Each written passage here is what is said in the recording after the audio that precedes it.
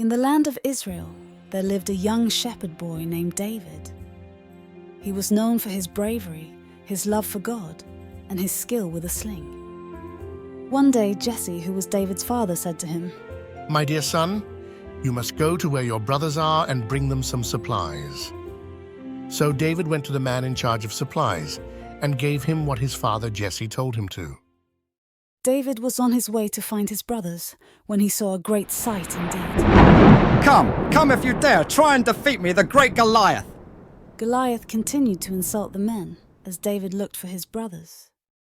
David asked the men what the reward was for killing Goliath. What will the man get who kills this Philistine and frees Israel from this disgrace? King Saul has promised to give a big reward to the man who kills him.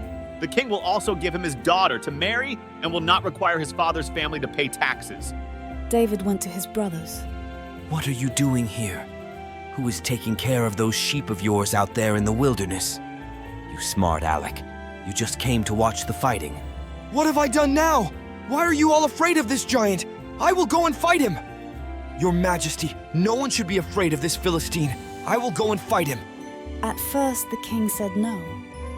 But then David told him about all the times he had defended his flock of sheep against lions, or even bears. I hope you enjoyed this video and please share it with family or friends. In his own armor, but David refused to wear the king's armor. Instead, he found a few smooth stones. David slung his sling. He was ready, and in one quick move, the stone went flying and hit Goliath directly in the forehead. Goliath fell, and the Philistines were anxious. Goliath was their only hope.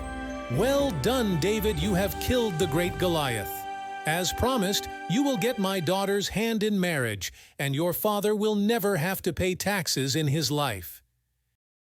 David was satisfied with what he had accomplished, but even more happy that God was with him.